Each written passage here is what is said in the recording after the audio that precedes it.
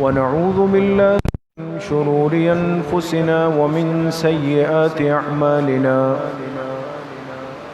من يهده الله فلا مضل له ومن يضلل فلا هادي له ونشهد أن لا إله إلا الله وحده لا شريك له ونشهد أن سيدنا وسندنا ونبينا ومولانا محمدا عبده ورسوله صلى الله تعالى عليه وعلى آله وأصحابه أجمعين. أما بعد فأعوذ بالله من الشيطان الرجيم. بسم الله الرحمن الرحيم. إن عدة الشهور عند الله 12 شهرا في كتاب الله يوم خلق السماوات والأرض منها 4 حرم ذلك الدين القيم. وقال رسول الله صلى الله عليه وسلم إن الله جعل الحق على لسان عمر وقلبه صدق الله وصدق رسوله النبي الكريم ونحن على ذلك لمن الشاهدين والشاكرين والحمد لله رب العالمين. درود شریف پڑھ لیں. اللهم صل على محمد وعلى آل محمد كما صليت على إبراهيم وعلى آل إبراهيم إنك حميد مجيد. اللهم بارك على محمد وعلى آل محمد كما باركت على إبراهيم وعلى آل إبراهيم إنك حميد مجيد. میرے محترم دوستوں، بھائیوں اور بزرگوں، اللہ رب العزت نے اس امت پر بہت کرم فرمایا ہے اور مہربانی کا معاملہ فرمایا ہے.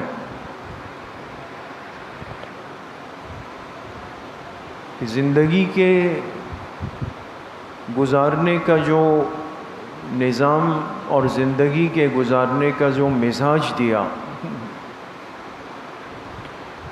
وہ خالصتاً ایک فطری اور طبعی مزاج ہے. اسلامی مزاج وہ نہ ماحول سے متاثر ہوتا ہے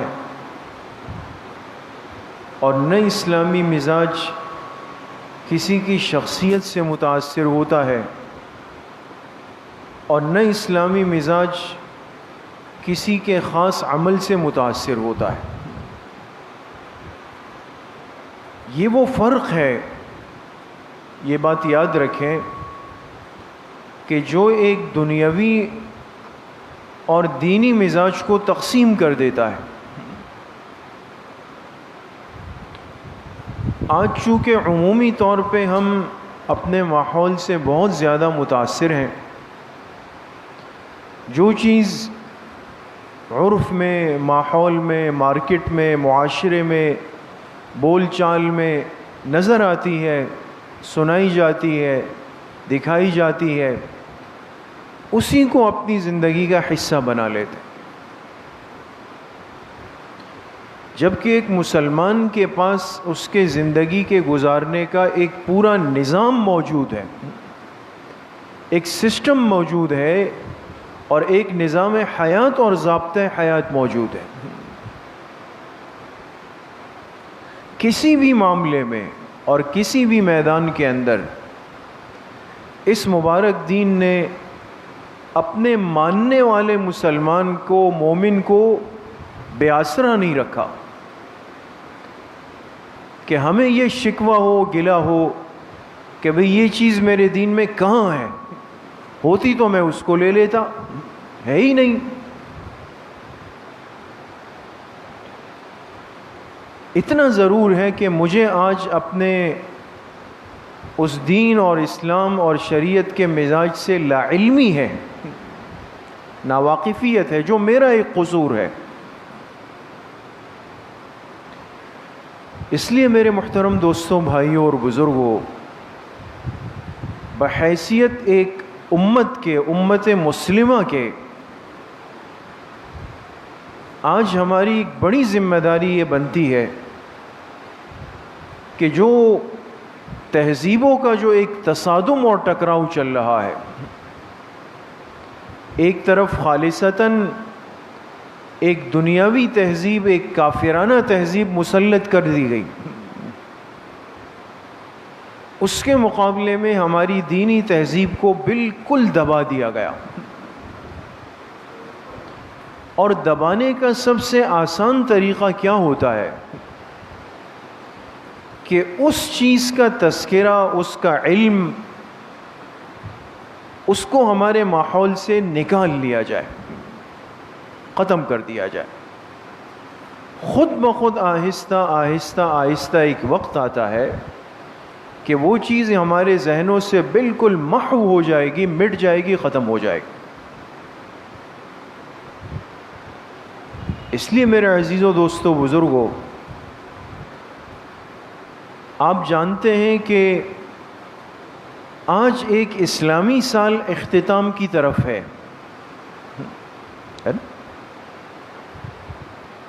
جس طرح ہم دنیاوی تقویم کو جانتے ہیں، تقویم کہتے ہیں کیلنڈر کو، اس کیلنڈر کا جو دینی لفظ ہے، اسلامی لفظ ہے، یاد رکھیں، وہ تقویم ہے۔ لیکن آپ بتائیں کہ ہم میں سے کتنے لوگ ایسے ہیں کہ جو تقویم کا لفظ جانتے ہیں، اور کتنے ایسے ہیں جو کیلنڈر کا لفظ جانتے ہیں؟ کیلنڈر سب کو پتہ ہے، بھئی نئے سال کے کیلنڈر آ رہے ہیں، بھئی گھر میں کیلنڈر لگا دیا، آفس میں کیلنڈر لگا دیا، یہ سب کو پتہ ہے۔ لیکن الا ماشاء اللہ آٹے میں نمک کے برابر کوئی ہوگا جو کہے گا کہ بھئی ہماری اسلامی تقویم کہاں لگی ہوئی ہے، نہیں پتہ۔ اس لیے وہ چیز ذہن سے ہٹا دی گئی کہ دین کا مزاج ان باتوں سے آہستہ آہستہ آہستہ بالکل یکسر ختم ہو جائے۔ تو ہر مسلمان اس سے واقف ہے کہ بھئی ہمارا کیلنڈر 12 مہینوں کا ہے، شروع جنوری کے مہینے سے ہوتا ہے، ختم دسمبر کے مہینے پر ہوتا ہے، یہ سب کو پتہ۔ لیکن اس دنیاوی کیلنڈر کی دلیل، اس کی بنیاد، اس کی وجہ، اس کا سبب کیا ہے، کسی کو آج تک نہیں پتا۔ اگر ہے تو سب بنائی ہوئی باتیں ہیں۔ لیکن میرے عزیزوں، دوستوں، بزرگوں، ایک مسلمان سینہ چوڑا کر کے کہہ سکتا ہے، ہم ٹوک کے کہہ سکتا ہے کہ ہمارے اسلامی تقویم میں 12 مہینے موجود ہیں۔ دلیل ہم کہیں گے ہمارے پاس دلیل اللہ کے کلام کی آیت ہے، سورہ توبہ کی، ان عدت الشہور عند اللہ 12 شہرا۔ ہمارے پاس تو دلیل ہے اپنے 12 مہینوں کی، کہ مہینوں کی تعداد اللہ پاک کے ہاں سے جو مقرر ہوئی وہ ہر سال میں 12 مہینے مقرر ہوئی۔ قرآن دلیل ہے۔ اور کب سے ہے؟ فرمایا یوم خلق السماوات والارض، جب سے آسمانوں اور زمینوں کو بنایا گیا ہے اس وقت سے ہے۔ اور پھر منہا 4 حرم، ان 12 مہینوں میں پھر اللہ پاک فرماتے ہیں ہم نے 4 مہینوں کو حرمت والے مہینے بنا دیے، احترام والے مہینے بنا دیا۔ کیا مطلب؟ اللہ پاک کا بنایا ہوا ہر دن، ہر رات، وہ ہماری زندگی کا ایک حصہ ہے، اور جو چیز زندگی کے ساتھ جڑ گئی دوستو وہ نعمت ہے۔ منع کیا گیا حدیث پاک میں، جناب نبی کریم صلی اللہ علیہ وسلم نے فرمایا لا تسبوا الدہر، فرمایا کبھی بھی تم وقت کو، زمانے کو گالی مت دو، اس سے منع کر دیا گیا۔ کیوں؟ فرمایا اس لیے کہ اللہ پاک فرماتے فَإِنِّي أَنَا الدَّهْرُ، اس لیے کہ زمانے کو بنانے والا میں ہوں، اور جو کسی چیز پر اعتراض کرتا ہے وہ در حقیقت اس کے صانع اور اس کے بنانے والے پر معترض ہے. جیسے پنکھا اگر لگا ہے اور یہ صحیح ہوا نہیں دے رہا تو برا بھلا تو ہم پنکھے کو کہیں گے، لیکن حقیقت میں اعتراض اس فیکٹری پر ہے، اس مینوفیکچر ادارے پر ہے جس نے اس پنکھے کو بنایا ہے، کہ انہوں نے اس کو صحیح نہیں بنایا. انسان جب دنیا کے حالات سے پریشان ہوتا ہے تو کبھی اپنی زندگی کو گالی دیتا ہے، کبھی زمانے کو گالی دیتا ہے، کبھی حالات کو برا بھلا کہتا ہے. اس کو منع کر دیا گیا کہ ایسا مت کہو. زندگی کو، زمانے کو، حالات کو بنانے والی ذات تو اللہ پاک کی ہے. ہاں میرے کسی انفرادی یا اجتماعی عمل کی وجہ سے اگر تکلیف آ گئی یا اللہ کے کسی حکیمانہ فیصلے کی وجہ سے اونچ نیچ ہو گئی تو اس کو بنیاد بنا کر ہم زمانے کو، زندگی کو، حیات کو گالی نہیں دے سکتے، منع کر دیا. تو بحیثیت ایک مسلمان کے میرے عزیزو دوستو بزرگوں، جس طرح ہم آج انگریزی تقویم سے اور انگریزی کیلنڈر سے واقف ہیں، اور اب واقفیت ضروری اس لیے ہو گئی کہ زندگی کا ایک تقاضا بن گیا، معاملات اس سے جوڑ دیے گئے 100%، تو انسان کو ضرور یاد رکھنے چاہیے. لیکن ایک مسلمان اپنے اسلامی تقویم سے کیوں بے خبر ہوا؟ اس سے کیوں بے خبر ہو گیا، غافل ہو گیا؟ کہ صرف رمضان میں چونکہ اب روزے شروع ہو رہے ہیں تو اس وقت تھوڑا سا بیدار ہوگا کہ یہ چاند نظر آیا نہیں آیا، نظر آیا نہیں آیا. وہ 2-3 موقع اس سال میں ایسے ہیں کہ جس میں ہمیں چاند کی یاد آتی ہے، اسلامی تاریخ کی یاد آتی ہے، جبکہ ایک مسلمان کے لیے اسلامی تاریخ سے دین کے بہت سارے احکامات جڑے ہوئے ہیں دوست. لیکن چونکہ ہم ان احکامات سے کٹ گئے، ہم ان اعمال سے کٹ گئے، اس سے دور ہو گئے، تو جب نہ ان احکامات سے ہمارا کوئی واسطہ رہا، نہ اعمال سے رہا، تو اسلامی تاریخ کی ضرورت بھی نہیں رہی. جو مسلمان ہر مہینے کی ایام 20 میں مسنون روزے رکھے گا، ایام 20 کون سی تاریخ ہے دوستو؟ 13، 14، 15 اسلامی تاریخ. تو آپ بتائیں جس کو ایام 20 کے روزے ہر مہینے میں رکھنے ہیں، رمضان کے تو پورے ہی ہے، باقی 11 مہینوں میں ایام 20 کے 3 روزے ہیں سوائے ذوالحجہ کے. ذوالحجہ کا جو مہینہ ابھی گزرا نا، تو آپ جانتے ہیں کہ اس مہینے میں 10، 11، 12، 13 4 دن روزے رکھنا حرام ہے. جس نے ذوالحجہ کے 14 اور 15 تاریخ کو روزہ رکھا تو روزے تو 2 ہیں، لیکن علماء نے لکھا کہ اس کو ایام 20 کے 3 روزوں کا ثواب ملتا ہے. تو جب اسلامی تاریخ کا علم نہیں تو ایام 20 کے روزے کہاں ہیں دوستو؟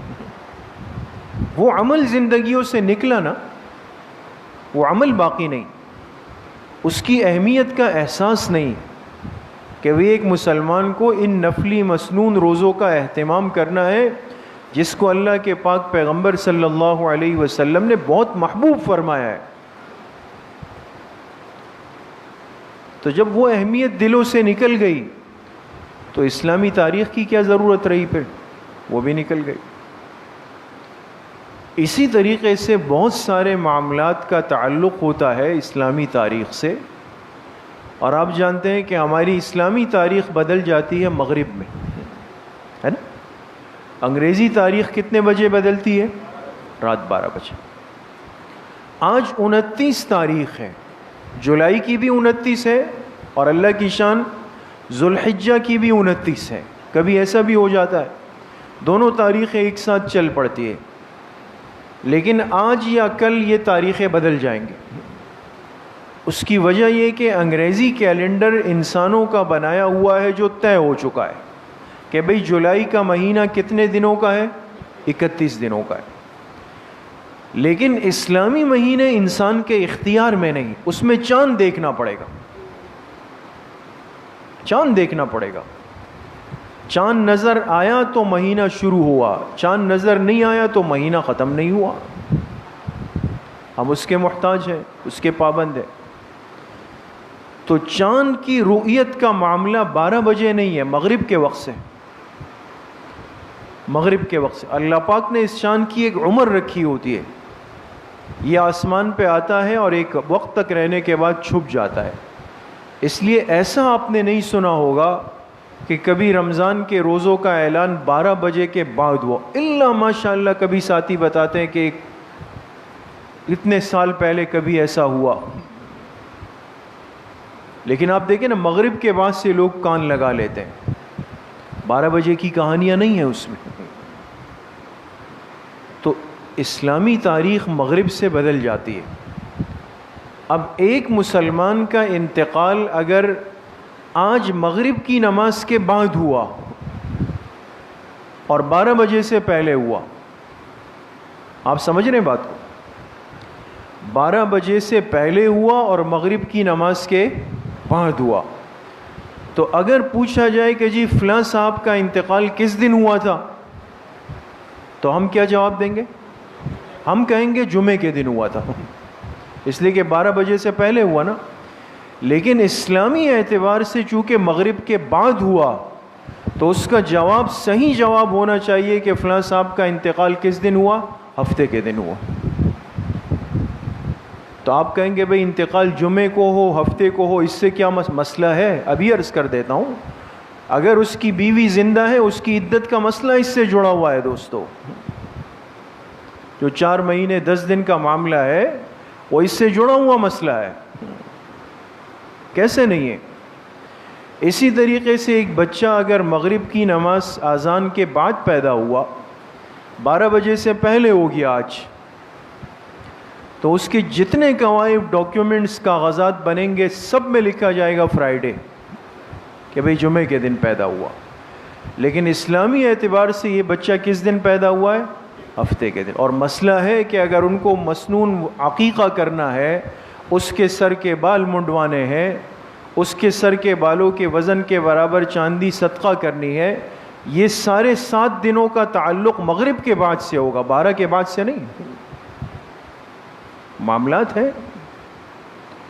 اس لیے میرے عزیزو دوستو بزرگوں، ایک مسلمان کو اسلامی تقویم سے، اسلامی تاریخ سے، اسلامی مہینوں سے کم از کم اتنی واقفیت رکھنا کہ مجھے پتہ ہو کہ کون سا مہینہ چل رہا ہے، کون سی تاریخ چل رہی ہے، اسلامی تاریخ کس وقت بدل جاتی ہے. یہ ساری چیزیں آج مسلمان کے پاس ہونی چاہیے.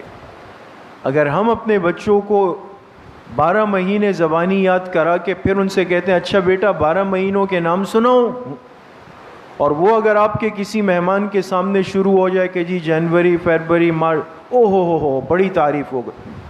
دیکھیں بچے نے کمال کر دیا، واقعی کمال کر دیا. لیکن اس بچے کو کون نہیں کہہ سکتا کہ اچھا بیٹا اسلامی سال کے 12 مہینوں کے نام سناؤ؟ اس لیے کہ بچے سے پہلے بڑے کی ہوائیاں اڑیں گی، اس کو خود یاد نہیں ہے. تو یہ کمزوریاں تو اختیاری ہیں نا دوستو، یہ تو آج ہم نے اپنے اندر خود پیدا کر لی ہے. اور اس کے پھر یہ نقصانات ہیں، وہ احکامات پہ اثر انداز ہوتے ہیں، اعمال پہ اثر انداز ہوتے ہیں، اور اس کا نتیجہ یہ کہ ان اعمال کی اہمیت آہستہ آہستہ آہستہ وہ زندگیوں سے نکل گئی ہے. بالکل.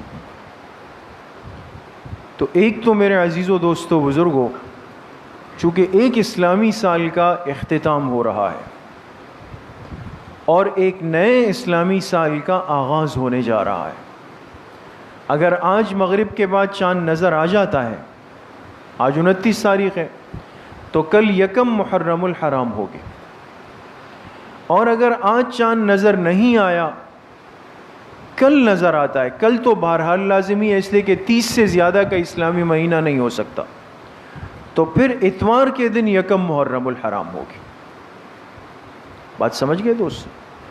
تو محرم کے آغاز سے واقفیت بھی ضروری ہے، اس لیے کہ اس مہینے کو ان 4 مہینوں میں شامل کیا گیا جس کے بارے میں قرآن کریم نے فرمایا منہا اربعۃ حرم، کہ سال کے 12 مہینوں میں 4 مہینے ایسے ہیں جو حرمت والے مہینے، حرمت یعنی قابل احترام مہینے. اور چونکہ عربوں میں ایک مزاج تھا، ایک ماحول تھا، ایک معمول تھا کہ وہ بہت ساری چیزیں اپنے رسم و رواج کے مطابق کرتے تھے. کوئی انسانیت کے حقوق، ان کی قدر و قیمت، کسی کی جان مال عزت آبرو، یہ زمانے جاہلیت میں یہ باتیں بہت پیچھے چلی گئی تھی. لہذا جہاں کوئی غریب ملا اس کا مال لوٹ لیا، جہاں کوئی اکیلا ملا اس کی سواری چھین لی، بس چلا تو اس کی گردن مار دی. تو ہر انسان ایک خوف کی زندگی گزار رہا تھا اس عرب جاہلانہ معاشرے کے اندر. لیکن یہ 4 مہینے جب شروع ہوتے، ذوالقعدہ، ذوالحجہ، محرم، یہ کتنے ہو گئے؟ 3. یہ 3 ایک ساتھ ہیں. 11واں مہینہ اسلامی، 12واں مہینہ اور پہلا مہینہ، یہ 3، اور 4تھا مہینہ رجب کا ہے، وہ الگ آگے جا کر. یہ 4 مہینے ایسے تھے کہ جن کا احترام اس جاہلانہ اور ظالمانہ ماحول میں بھی موجود تھا. لہذا ان 4 مہینوں میں وہ کہتے تھے کہ بھائی دیکھو، اب کسی پہ تلوار نہیں اٹھے، کسی کا مال نہ لوٹے، کسی کی عزت خراب نہ کریں، 2 قومیں آپس میں جنگ نہ کریں، ورنہ تو یہ نقصان ہو جائے گا. یہ باتیں ان میں موجود تھیں. لیکن جب جناب نبی کریم صلی اللہ علیہ وسلم کی بعثت ہوئی، آپ تشریف لائے، اور آپ کی برکت سے انسان کو انسانیت کے گزارنے کا طریقہ سکھایا گیا، انسان کو انسان کا مقام بتایا گیا، ایک انسان کی جان مال عزت آبرو کی حیثیت واضح ہوئی. تب جا کر ان کو پتہ چلا کہ بھئی 4 مہینوں کا قصہ نہیں، اللہ کے بنائے ہوئے 12 میں سے 12 مہینے قابل احترام ہے. بات کو لے لیتا ہے. ابھی وقت نہیں دوستو، ورنہ میں آپ سے مثالیں عرض کروں کہ بہت ساری وہ چیزیں جو زمانہ اسلام میں جب آپ علیہ السلام کے سامنے پیش ہوئی کہ بھئی ہم لوگ تو یہ بھی کرتے تھے، یہ بھی کرتے تھے، یہ بھی کرتے تھے، اور وہ باتیں واقعی میں اچھی تھیں اخلاق کے، کردار کے اعتبار سے، تو آپ فرماتے تھے کہ بھئی جو باتیں جاہلیت میں پسندیدہ تھی اسلام میں آ کر اور زیادہ پسندیدہ ہو جائے گی. خیارہم فی الجاہلیہ خیارہم فی الاسلام. زمانے جاہلیت کی جو باتیں واقعی قابل احترام تھی، یہ زمانہ اسلام اس کو اور زیادہ احترام دے دے گا. تو آپ کی بعثت کے بعد 12 مہینے قابل احترام بن گئے، پورے 12 مہینے. لیکن پہلے کتنے مہینے تھے دوستو؟ 4. تو اللہ پاک نے فرمایا کہ اب تو ہر مہینہ قابل احترام ہے، لیکن وہ جو 4 پہلے سے تھے نا، ان کا احترام اور زیادہ بڑھ جائے گا، وہ اور زیادہ قابل احترام ہو جائیں گے. تو انہی مہینوں میں میرے محترم دوستو بزرگوں ایک محرم الحرام کا مہینہ بھی ہے، جس سے ہمارے اسلامی تقویم کا، اسلامی کیلنڈر کا اور نئے اسلامی سال کا آغاز ہوتا ہے. دوسری بات جو اس مناسبت سے عرض کرنی تھی، وقت بہت کم رہ گیا ہے، ہر مسلمان اس بات سے بھی واقف ہے کہ محرم الحرام کو ایک خاص نسبت ہے، ایک تعلق ہے اس امت کی اس شخصیت سے کہ جس کا احسان قیامت تک کی امت پہ برقرار رہے گا. آج انسانی دنیا کے بہت سارے بنائے ہوئے اصول اور دنیا کے بنائے ہوئے بہت سارے قوانین اور بہت سارے طور طریقے اور ضابطے آج بھی ایسے ہیں کہ انصاف کا مزاج رکھنے والوں نے ان سے حضرت عمر رضی اللہ عنہ کا نام نہیں ہٹایا. دوست کتنے مغربی ممالک ایسے ہیں، مغربی ممالک، تو اسلامی ملکوں کی بات تو ایک طرف، لیکن وہ مغربی دنیا جو آج اسلام کی دشمنی میں کہاں تک گر چکا ہے، اور جس نے ہر طریقہ آزمایا کہ اس امت سے اس کی معاشرت کو، اخلاق کو، سیرت کو، کردار کو، حیا کو، ہر چیز کو مائنس کر دیا جائے، ہٹا دیا جائے، لیکن وہ دنیا بھی مجبور ہوئی، اور انہوں نے بھی جب اپنے ملکوں کے قوانین بنائے، اصول بنائے، ضابطے بنائے، تو ان کو وہاں لکھنا پڑا کہ اس کے پیچھے جو اصل ذہن چلا ہے، کار فرما ہے، وہ ذہن بنانے والی شخصیت کا نام حضرت عمر رضی اللہ عنہ۔ ابھی ہمارے چند دن پہلے، 2-3 دن ہوئے، ہمارے قریبی ساتھی انگلینڈ سے آئے ہوئے ہیں، ملاقات کے لیے آئے تھے اس دن، تو ان سے بات ہو رہی تھی وہاں انگلینڈ کے ماحول کے اعتبار سے، مسلمانوں کی کیفیت اور محنت کے اعتبار سے، تو انہوں نے کہا کہ وہاں ہمارے ہاں لندن میں آج بھی جو وہاں کی سب سے بڑی عدالت ہے، اس میں واضح طور پہ انہوں نے بہت بڑے بڑے جلی حروف میں لکھا ہوا ہے عمر لا، یعنی یہ وہ قانون ہے کہ جس کے بنانے والی اصل شخصیت اور بانی کون ہے؟ عمر رضی اللہ۔ آج کا انگریز اس سے مفر نہیں کر سکتا، اس سے بھاگ نہیں سکتا۔ تو اتنی بڑی محسن شخصیت،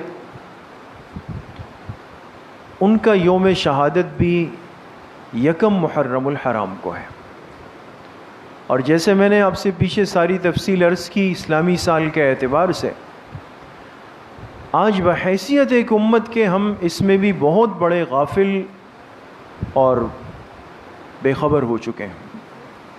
ان ہستیوں سے، ان کے تذکروں سے، ان کی محنتوں سے، ان کے بنائے ہوئے اصول اور قوانین سے، کہ جنہوں نے رہتی دنیا تک اپنے نظام کو قائم کیا ہے۔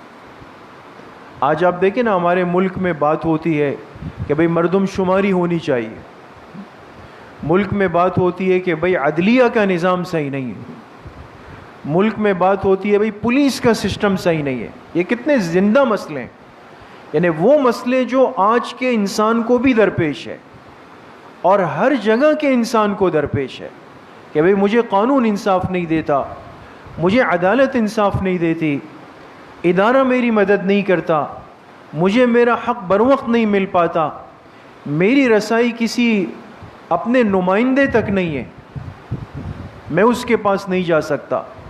اب فاصلہ،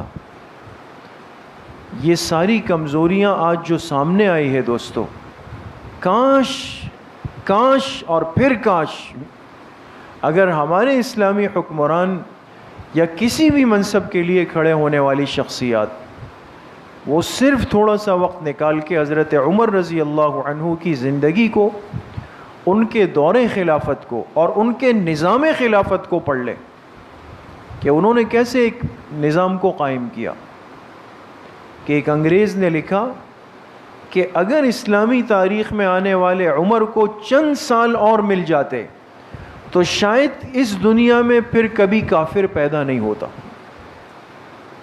انگریز کو لکھنا پڑا۔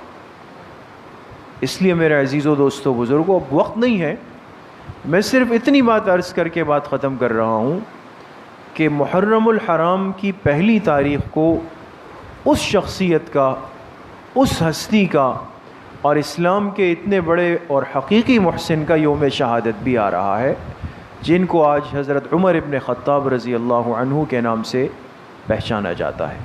اللہ کریم مجھے بھی آپ سب کو صحیح عمل کی توفیق نصیب فرمائے۔ الحمدللہ رب العالمین، والصلاة والسلام علی سیدنا محمد وآلہ واصحابہ اجمعین۔ یا اللہ یا ارحم الراحمین، ہمارے صغیرہ کبیرہ ظاہراً باطناً ہر طرح کے گناہوں کو معاف فرما دے۔ یا اللہ پوری امت کے گناہوں کو معاف فرما دے۔ حضور علیہ الصلاۃ والسلام کی صحیح اور سچی محبت نصیب فرما دے۔ پوری زندگی اتباع سنت میں گزارنے کی توفیق نصیب فرما دے۔ یا اللہ صحابہ اکرام کی، اہل بیت رسول کی، اس امت کے خیر خواہوں کی محبت ہمارے دلوں میں پیدا فرما دے۔ جتنے بیمار گھروں میں ہیں، اسپتالوں میں ہیں، مسجد کے جتنے بزرگ احباب نمازی بیمار ہیں، اللہ پاک سب کو شفائے کامل عاجل نصیب فرما دے، تمام پریشان حالوں کی پریشانی کو اللہ پاک ختم فرما دے۔ جتنے مرحومین مرحومات دنیا سے چلے گئے اللہ پاک سب کی مغفرت فرما دے، ہم سب کا خاتمہ بالایمان و بالخیر نصیب فرما دے۔ ہماری دعاؤں کو اپنے فضل و کرم سے، فضل و رحمت سے اپنی بارگاہ میں قبول و منظور فرما دے۔ صلی اللہ وسلم علی نبینا محمد وآلہ واصحابہ اجمعین برحمتہ۔